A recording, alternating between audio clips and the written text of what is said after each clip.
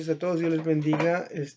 Hoy damos inicio a nuestro estudio bíblico Conexión Cristiana.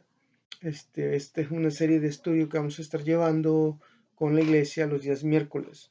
Y he tenido muchos problemas con grabar. Yo no soy muy profesional en esto, pero espero que con el paso del tiempo se nos vaya dando. El estudio, vamos a iniciar con el Evangelio según San Juan.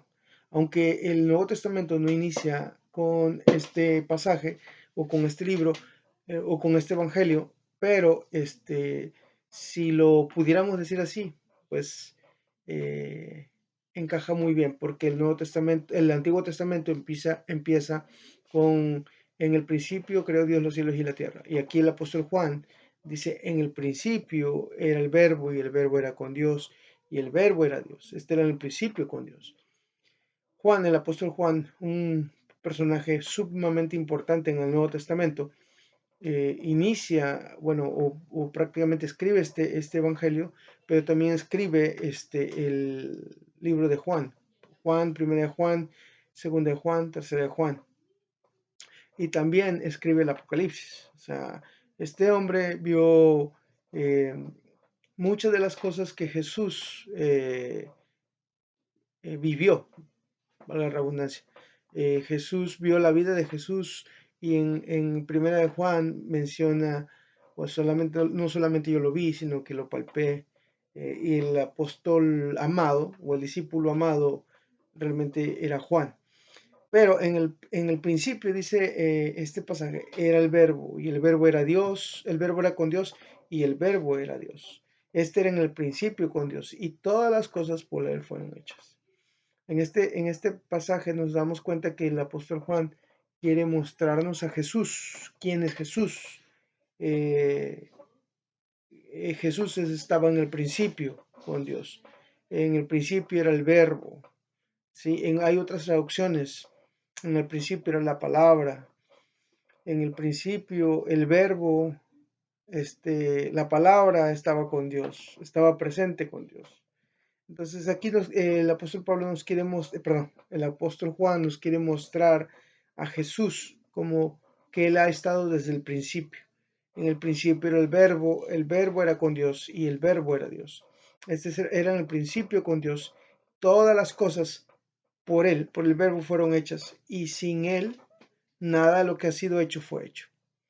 Un ejemplo común que hacemos es que cuando nosotros damos una orden para hacer, ¿verdad? Cuando alguien decreta una palabra, cuando alguien dice, con alguien de autoridad da una palabra, se tiene que cumplir. Nosotros somos imagen y semejanza de Dios. Cuando nosotros decimos que se va a hacer, cuando nosotros queremos disciplinar a nuestros hijos, castigar a nuestros hijos de alguna manera, nuestra palabra se tiene que cumplir. Entonces, el Señor, esto lo traemos en nuestros genes por parte del Señor. Acuérdense que nosotros fuimos engendrados por carne, perdón, fuimos engendrados no por voluntad de carne ni por voluntad de varón, sino de Dios. Lógicamente, venimos en un cuerpo de carne, pero la Biblia dice que nosotros fuimos engendrados por Dios. Cuando vino Jesús a nuestras vidas a nacer, ya pasamos una naturaleza diferente, no solamente una naturaleza humana, sino también una naturaleza espiritual. Y en el principio dice que era el verbo y el verbo era la palabra. Les decía que el Señor decretó produzca la semilla, cada una conforme a su especie de su fruto, los árboles den su fruto, conforme se haga la palabra, conforme yo dé la palabra, y todo se fue creando conforme Él lo iba decretando. Así, nosotros decimos: yo el próximo año quiero visitar algún país, visitar alguna ciudad, y entonces nos aferramos a esa palabra y tratamos de cumplirla. En el caso de la disciplina de nuestros hijos, sabes que mañana necesito que limpies, que hagas esto, que hagas el otro, y lo tienen que hacer porque la palabra tiene un peso. Entonces, todo lo que Dios creó, sí, es por el hecho de su palabra, de su autoridad. Y este pasaje nos enseña eso. El apóstol Juan es muy claro en esto. Dice, todas las cosas por Él fueron hechas, y sin Él nada de lo que ha sido hecho fue hecho. En Él estaba la vida, y la vida era la luz de los hombres. Dice, en Él se produjo la vida, en Él estaba la vida por medio de la palabra, y la vida, dice, era la luz de los hombres. La luz en las tinieblas resplandece y las tinieblas no prevalecieron contra ella. Hubo un hombre enviado de Dios, el cual se llamaba Juan. Aquí menciona sobre Juan el Bautista. Es un hombre enviado de Dios, el cual se llamaba Juan. Y este vino por testimonio para que diese testimonio de la luz, a fin de que todos creyesen por él. Recuérdense, en el Antiguo Testamento hasta Jesús, todas las profecías se cumplieron en Jesús, todas las profecías. Y aquí en este caso el apóstol Juan dice más adelante, yo soy solamente una voz del que clama en el desierto. El apóstol Juan fue puesto por Dios como si fuera como con el espíritu de Elías para que fuese el pregonero de Jesús, para que él preparase el camino del Señor, para atraer al arrepentimiento a toda la gente, para que pudieran acceder a Jesús por medio del sacrificio que Jesús iba a hacer. Entonces, Juan, Juan el Bautista vino a preparar el camino del Señor. Dice, hubo un hombre enviado de Dios, no enviado de hombre, enviado de Dios, el cual se llamaba Juan, y este vino por testimonio para que diese testimonio de la luz, a fin de que todos creyesen por él. Él no era la luz, sino para que diese testimonio de la luz. Acuérdense que la luz es Jesús. Y Jesús vino a alumbrar la vida de los hombres, lo que dice más atrás. En él estaba la vida y él era la vida, y él era la vida, era la luz de los hombres. Dice versículo 9, aquella luz verdadera que alumbra a todo hombre venía a este mundo. En el mundo estaba y el mundo por él fue hecho. Aquí nos repite en el versículo 9 que él era la luz verdadera que alumbra a todo hombre, venía a este mundo. Dice, versículo 10, en él estaba, en el mundo estaba, y el mundo por él fue hecho, hablando de Jesús. Pero el mundo no lo conoció. El mundo por él fue hecho, pero el mundo no lo conoció. Todas las profecías hablaban de Jesús, pero a la hora de cumplirse la profecía, muchos de ellos rechazaron a Jesús. El mundo, dice versículo 11, a lo suyo vino y los suyos no lo recibieron. Vino a su pueblo, ¿sí? A los que habían sido, las profecías apuntaban al Mesías.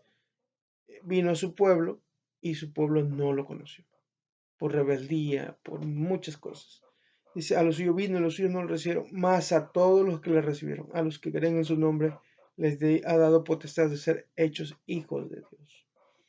Y pues esto nos incluye a nosotros. Nosotros no éramos el pueblo escogido por Dios, pero Dios en su misericordia y también por el rechazo de su pueblo hacia su venida, Dios extiende su misericordia para con nosotros. Recuerden que se tenía que cumplir la profecía que la salvación viene de los judíos.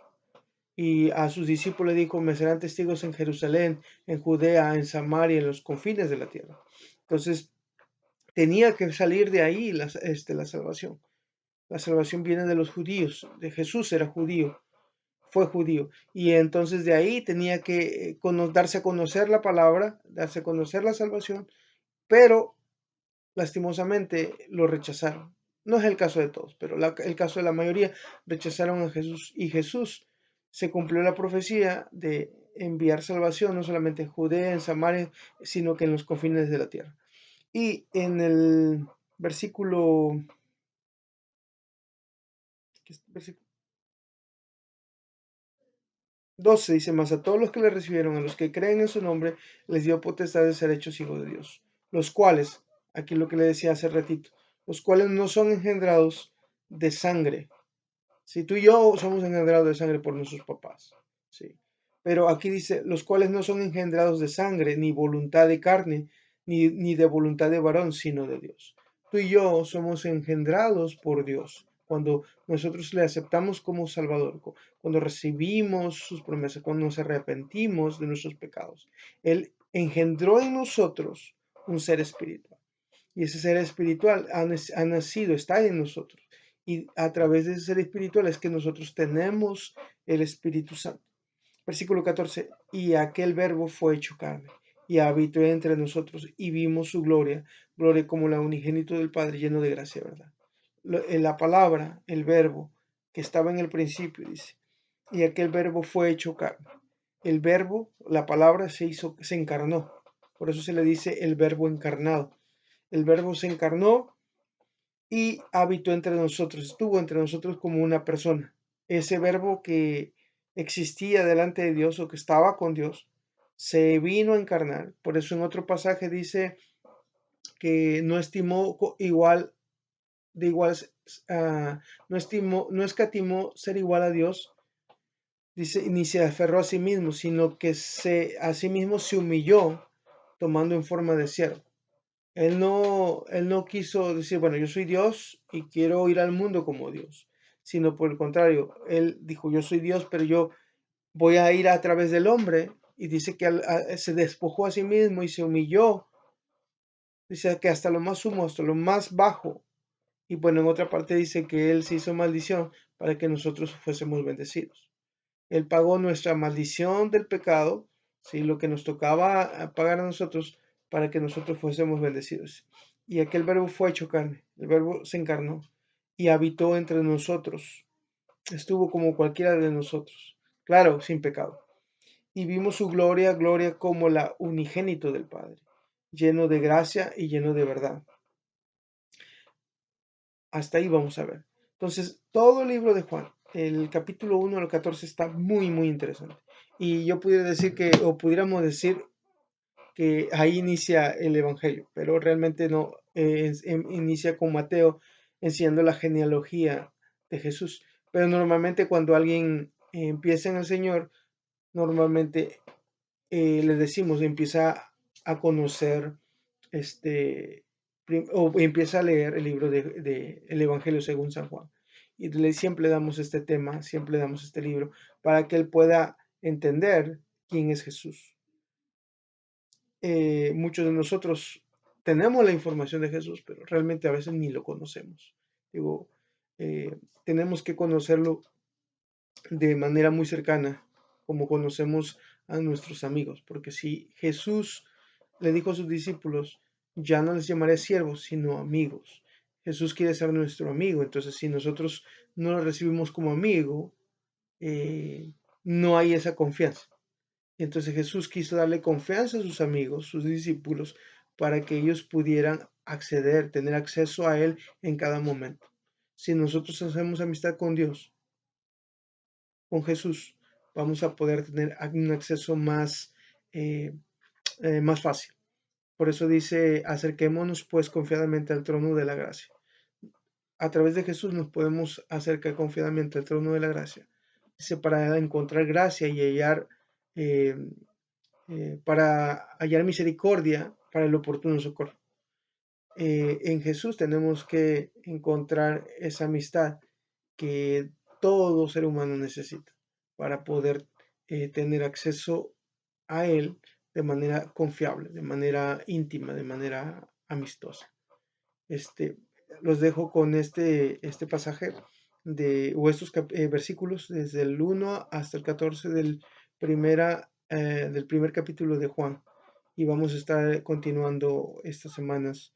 Así es que les dejo que lo estudien, que lo mediten y sería bueno escuchar después lo que han aprendido.